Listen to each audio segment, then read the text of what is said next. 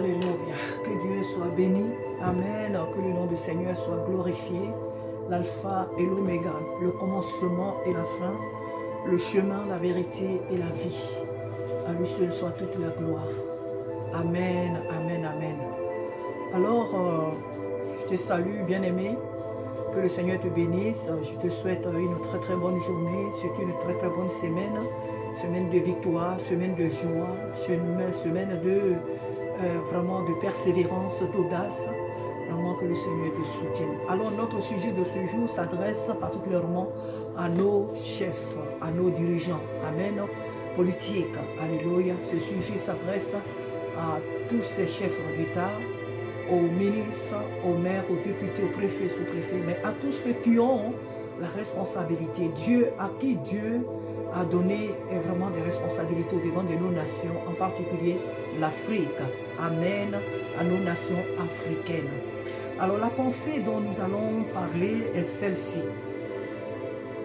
Lorsque Dieu confie une responsabilité à un homme, lorsque Dieu confie une nation, une ville, que ce soit un quartier ou même un village à quelqu'un, cette personne doit être en accord avec le Seigneur.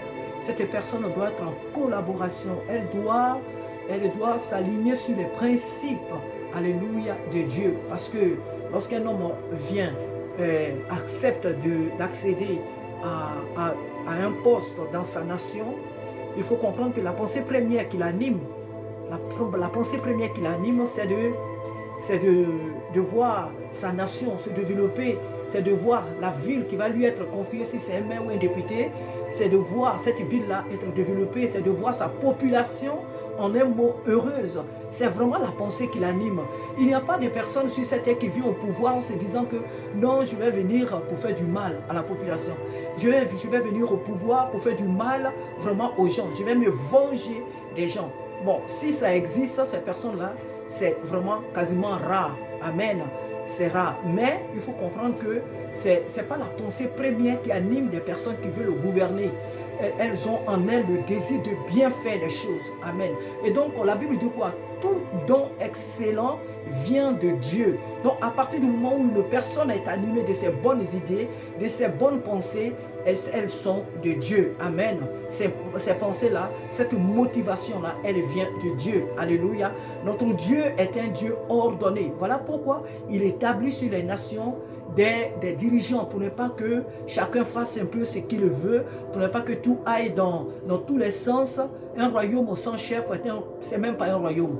C'est de la cacophonie, c'est même pas un royaume. C'est même pas une nation. Alléluia. Voilà pourquoi Dieu a établi toutes ces autorités, alléluia, au devant de nos nations. Nous voyons les présidents, les ministres, après ils ont leurs conseillers, les maires, les députés, les préfets, les sous-préfets, j'en passe. Amen. Tous ces pouvoirs, Dieu les a établis, alléluia, pour que le règne, pour que l'ordre puisse régner dans les nations qu'il a établies. Amen. Alors, l'exemple que nous allons prendre ici aujourd'hui, c'est l'exemple, alléluia, de Salomon, le roi Salomon. La Bible nous dit ici dans 1 Chronique, à partir du premier chapitre de 1 Chronique, la Bible nous dit que Salomon a accédé au pouvoir, alléluia, il a succédé son père, amen. Il a succédé son père David. David était roi et donc Salomon a succédé son père. Alors quand Salomon, je ne vais pas lire tout le chapitre, je ne vais pas le lire, amen. Je ne vais pas lire tout le chapitre, je vais lire tout simplement à partir du verset 7. La Bible dit, pendant la nuit, Dieu apparut à Salomon et lui dit, demande ce que tu veux que je te donne. C'est Dieu qui apparaît à Salomon et lui dit, demande Salomon ce que tu veux que je te donne. Salomon en retour répond à Dieu et dit, tu as traité David mon père avec une grande bienveillance et tu m'as fait régner à sa place.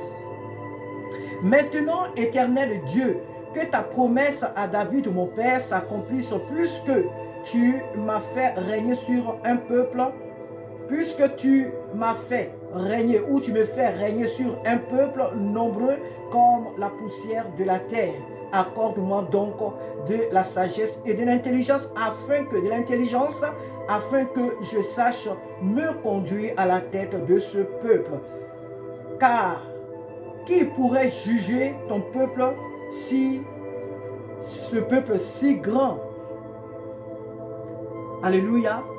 Et Dieu dit à Salomon, puisque c'est là ce qui est dans ton cœur, puisque tu ne demandes ni des richesses, ni des biens, ni de la gloire, ni la mort de tes ennemis, ni même une longue vie, et que tu demandes pour toi de la sagesse et de l'intelligence afin de juger mon peuple sur lequel je t'ai fait régner. La sagesse, je te fais régner, la sagesse et l'intelligence te sont accordées. La sagesse et l'intelligence te sont accordées. Je te donnerai en outre des richesses, des biens et de la gloire, comme n'en a jamais eu aucun roi avant toi et comme n'en aura aucun après toi. Bon, donc là j'ai lu seulement le verset, à partir du verset, je crois 7, jusqu'au verset 12. Amen. Donc voici un peu l'histoire de Salomon. Salomon a succédé à son père. Et une nuit, Dieu lui apparaît et Dieu lui dit, Salomon, qu'est-ce que tu veux que je te donne? Qu'est-ce que tu veux que je fasse pour toi? Alors Salomon, ce qui est dans son cœur, puisque Dieu voit le cœur de l'homme, hein. Salomon n'a pas fait de prière comme ça pour tenter Dieu, non. C'est ce qui était réellement dans son cœur. Et Dieu a vu le cœur de Salomon. Dieu même le dit. Il dit, puisque tu n'as pas demandé de l'argent, tu n'as pas demandé longue vie, tu n'as pas demandé l'extermination de tes ennemis, alors moi l'Éternel, je vais te donner la sagesse que tu as demandé. Mais au-delà de la sagesse que tu demandes, je vais t'accorder les richesses. Je vais t'accorder des grands biens. Et la Bible dit que Salomon, avant lui, c'est-à-dire même son père David qui était roi avant lui là, avant même son père David, c'est-à-dire avant Salomon et après lui, il n'y aura pas de si grands rois comme lui. Donc ce qui veut dire que jusqu'à la fin de ce monde-là, il n'y a aucun homme qui peut vraiment avoir la richesse que Salomon a eue. Voilà ce que Dieu fait. Quand on honore Dieu, quand on respecte Dieu, quand on marche dans les principes de Dieu, c'est ce que Dieu fait. L'or et l'argent appartiennent à l'Éternel. Chers frères, chers sœurs, vous qui avez les responsabilités au devant de nos nations. Je l'ai dit déjà dans une vidéo précédente, le diable ne donne aucun pouvoir. Le diable ne donne aucune richesse. Toutes les richesses de ce monde appartiennent à l'Éternel. La gloire, la puissance et le règne, tout appartient à l'Éternel. Le diable est un menteur. Satan est un menteur. Pour certains d'entre vous, il vous fait croire qu'il vous donne la gloire. D'autres vont rentrer jusqu'à même dans les eaux, vont faire des réunions avec lui. Ils vont dans des lieux, dans des coins différents, je ne sais pas si c'est au premier ciel, ils rentrent dans des lieux, je ne sais où, et ils vont faire des réunions avec l'ennemi sur les eaux, par-ci, par-là. Satan est un menteur. Il est un menteur. La gloire à laquelle tu aspires, le pouvoir auquel tu aspires, c'est à cela que Dieu t'a appelé. C'est à cela que Dieu t'a appelé, monsieur, madame. Alors, lorsque tu aspires à cette fonction, à ce pouvoir, je t'invite. Je t'invite à te tourner vers Dieu. Je t'invite à te tourner vers l'Éternel, comme ici Salomon. Salomon n'était pas épris de la richesse. Il a demandé la sagesse à Dieu. Il a demandé l'intelligence à Dieu pour gouverner, pour pouvoir diriger son peuple. Chers frères, chères sœurs, vous à qui Dieu a donné la responsabilité du peuple africain, qu'est-ce que vous demandez à Dieu? Vous avez eu à cœur de gouverner les nations, c'est bien. N'importe qui ne se lève pas comme ça pour dire qu'il va gouverner. Si vous avez eu à cœur de gouverner les nations, si vous avez eu à cœur de gouverner les villes, les villages et autres, c'est parce que Dieu l'a voulu. Donc cette bonne pensée-là, elle est bonne. Mais maintenant, que faites-vous?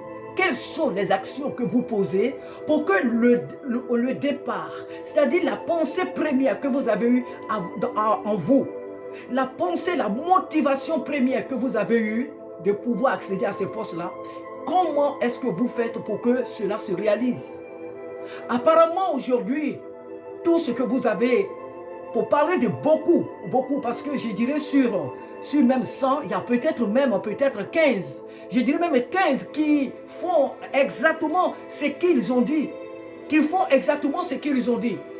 Aujourd'hui, notre peuple est vraiment dans une misère. Vraiment, ce n'est pas possible.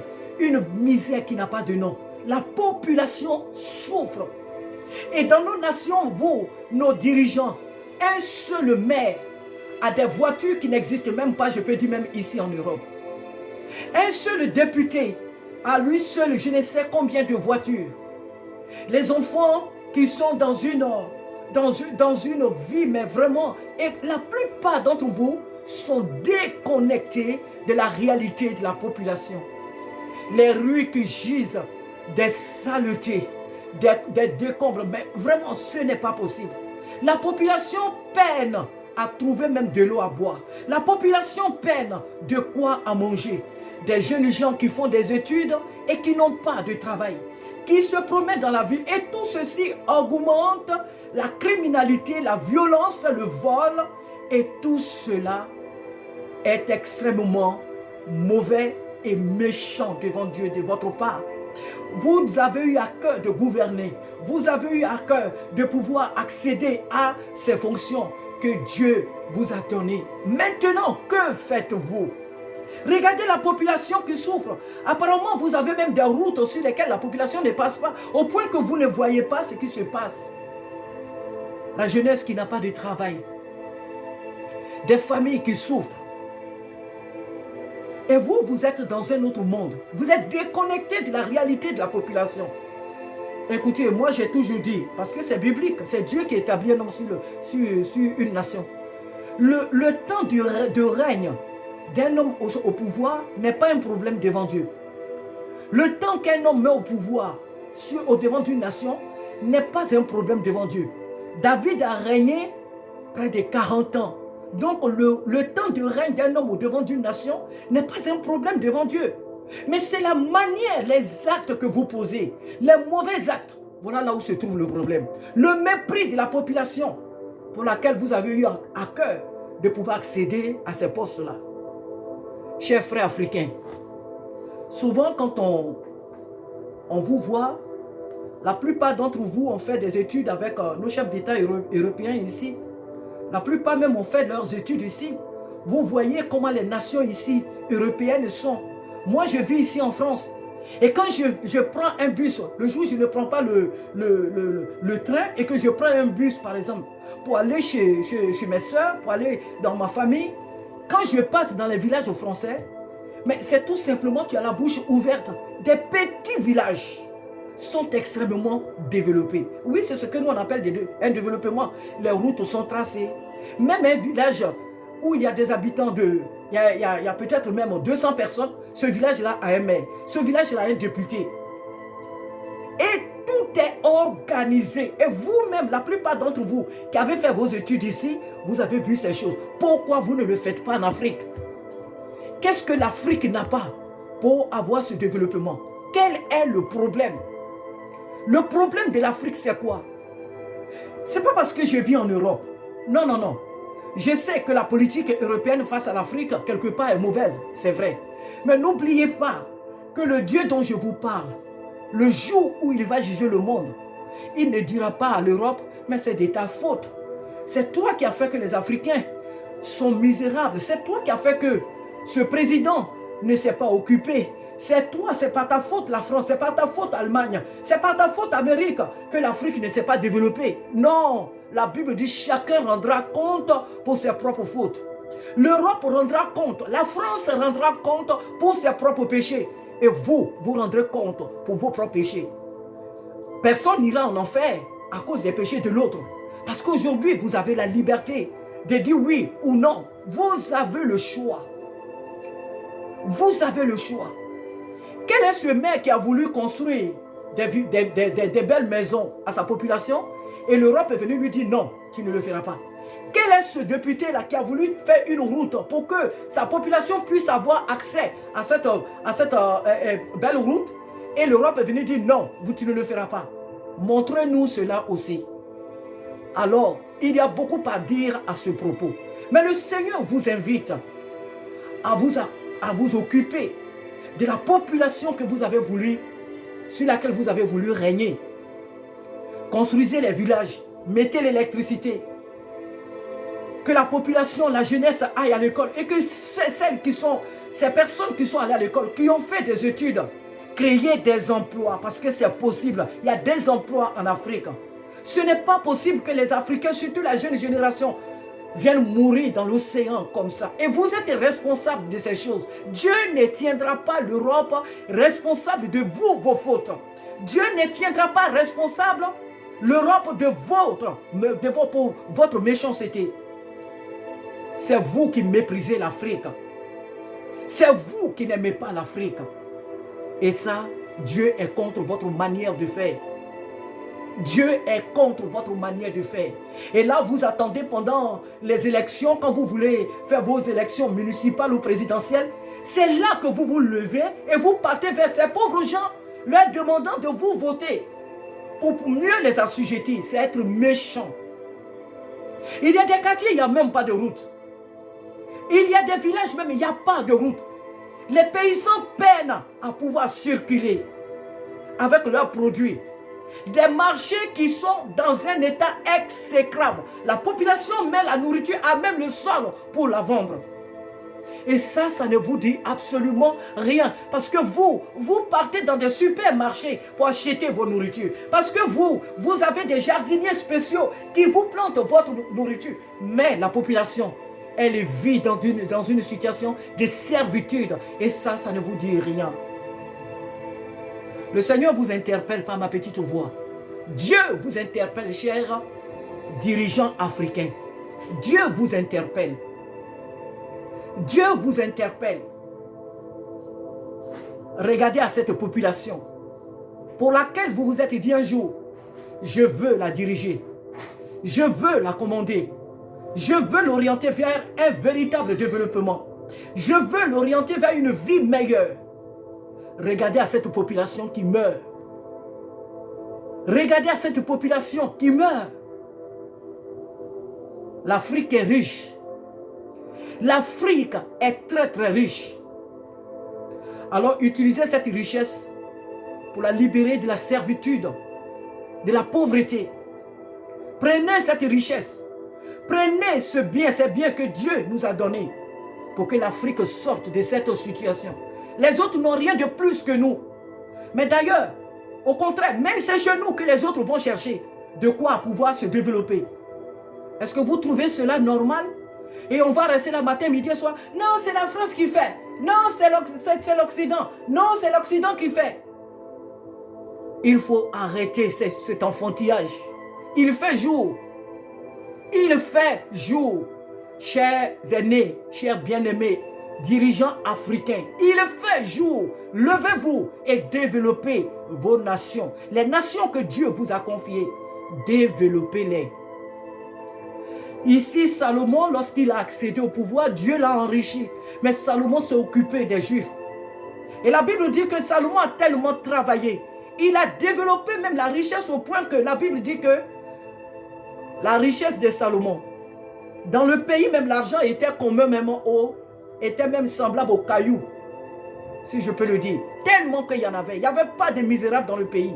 Parce que lorsqu'on accède au pouvoir, lorsqu'on est père de famille, on est heureux de voir ses enfants être bien nourris, être bien vêtus. Quel est ce père de famille qui lui seul est heureux, lui seul est vêtu, lui seul est bien, mais que ses enfants aient, mais que ses enfants meurent de faim? Ce n'est pas un véritable chef de famille. Et la Bible dit quoi? Un homme qui ne sait pas bien prendre soin de sa propre maison, il est pire même qu'un démon. Il est pire qu'un païen. Pour ceux qui connaissent Jésus, et pour ceux qui ne le connaissent pas, ils sont même pires, ceux qui ne s'occupent pas de leur propre maison, qui est ici l'image de leur nation, les villes qui les dirigent, les quartiers qui les dirigent, les villages qui les dirigent, ils sont pires, même pire qu'un démon. Oh, quelqu'un me dira que personne n'est pire que démon. Mais alors donc tu es son associé. Tu es alors son associé. Dieu nous a donné une grande richesse. Dieu a béni l'Afrique. Ce n'est pas normal que les Africains meurent de faim. Ce n'est pas normal qu'au jour d'aujourd'hui, il n'y ait pas de route en Afrique. Mais quand on regarde ces documentaires, tu te demandes, mais est-ce que dans ce pays-là, il y a des chefs d'État? Est-ce que dans ce pays, il y a des gouverneurs? Est-ce que dans cette contrée de cette nation, est-ce qu'il y a un maire? Est-ce qu'il y a un député? Mais quels sont leurs soucis? Mais quel est le problème? Vous voyez, là où il y a le diable, là où on adore le diable, là où on accorde l'importance aux œuvres des ténèbres, il n'y a pas de lumière. Parce que Satan est ténèbre. Parce que Satan, il est ténèbre. Quelqu'un me rendait un jour un témoignage me disant que oui, écoute, les sorciers de l'autre côté du monde, dans le monde spirituel, ils ont tout, ils ont des universités, ils ont tout, ils sont riches là-bas. Mais nous, on n'a pas besoin de ça. Si tu es sorcier et que de l'autre côté de votre monde, vous avez tout là-bas, c'est dans ce monde naturel où Dieu nous a mis qu'on veut voir le développement. Ce qui se passe dans le monde des ténèbres, nous, on s'en fout. Nous, on ne veut pas savoir cela. Si c'est ce qui t'arrange, alors laisse la ville, alors laisse le pays, alors laisse le quartier, alors laisse le village à une autre personne qui sera capable de pouvoir accorder à cette contrée, à ce pays, la vie que Dieu veut qu'elle ait. Dieu veut qu'elle possède. Dieu ne viendra pas condamner l'Europe à cause de l'Afrique. Dieu ne jugera pas l'Europe à cause de l'Afrique. Dieu jugera l'Europe pour ses propres péchés. Et Dieu jugera l'Afrique pour ses propres péchés. Quelqu'un ne peut pas me dire, moi je suis chez moi ici. Quelqu'un ne peut pas quitter chez lui et me dire, non Sarah, ne balaye pas ta maison. Et puis moi je m'assois, je ne la balaye pas. Et puis quelqu'un d'autre, mais pourquoi ta maison est sale comme ça? Non, c'est parce que quelqu'un m'avait dit, j'ai vu le voisin m'a dit de ne pas balayer, de laisser ma maison comme ça, c'est quoi? Mais est-ce que ça va dans la tête? Est-ce que celui qui est en face de moi va trouver que je suis normal? C'est quelqu'un de l'extérieur qui va venir m'apprendre comment je dois diriger ma maison. Soyez responsables, chers aînés. Vous êtes des personnes très très importantes et Dieu vous a établi. Et le fait que Dieu vous a établi sur ces nations, c'est parce qu'il vous fait confiance. Dieu vous fait confiance. Dieu vous fait confiance, c'est pourquoi il vous a confié l'Afrique. C'est pourquoi il vous a confié ces pays-là. Que ce soit de l'Afrique de l'Est, de l'Ouest, du Nord au Sud, du Centre. Dieu vous aime et Dieu vous fait confiance. C'est pourquoi il vous a confié ces nations qu'il a établies lui-même. Ce n'est pas par mépris que Dieu vous a confié ces nations. Peu importe le niveau de votre étude, de vos études, c'est parce que Dieu vous fait confiance. Soyez des hommes faits, des femmes faites. Occupez-vous de vos villes. Construisez vos villes. Ne laissez pas les paysans mourir dans des cabanes, dans des situations pareilles. Ne laissez pas la population mourir de misère. Ne laissez pas la génération, les jeunes gens qui vont à l'école être sans travail. Ne laissez pas ces jeunes gens dans la misère qui les pousse à prendre le large, qui les pousse à la violence, au meurtre, au vol. Et qui c'est en Afrique, quand quelqu'un vole, mais c'est presque un crime que la personne a commis. Donc quoi? Que la personne a commis, donc on vient et on le frappe d'une manière, mais vraiment c'est pas possible. Mais c'est parce que la plupart d'entre elles n'ont rien à manger. C'est pourquoi elles vont voler. Regardez le monde là où il va. Et ce qui m'étonne, c'est qu'en Afrique, ce qui m'étonne de la part de vous, nos dirigeants, de certains de nos dirigeants, c'est que quand il y a une personne dans l'Afrique qui crée quelque chose, quand il y a un jeune qui essaie d'inventer quelque chose, on voit aujourd'hui la personne, demain cette personne ne la voit plus. Elle a disparu. Elle a disparu, on ne la voit plus. Ma vidéo, je ne voulais pas qu'elle soit très longue. Parce qu'il y a beaucoup à dire à ce propos. Je ne vous insulte pas. La Bible dit d'honorer les autorités. Et je vous honore parce que vous êtes les autorités que l'autorité que Dieu a établie sur nos nations. Je ne vous vénère pas, mais je vous donne le respect, l'honneur que Dieu veut que je vous donne. Mais il est temps que vous vous réveillez. Il est temps que vous travaillez pour la population pour laquelle le premier jour, vous vous êtes dit, il faut que je sois maire de cette ville. Il faut que je sois le président de cette nation. Et Dieu seul le sait que ce n'est pas par mépris que vous êtes venus devant ces nations. Maintenant, s'il y a des forces occultes, s'il y a des puissances des ténèbres qui vous empêchent de travailler, tournez-vous vers Dieu.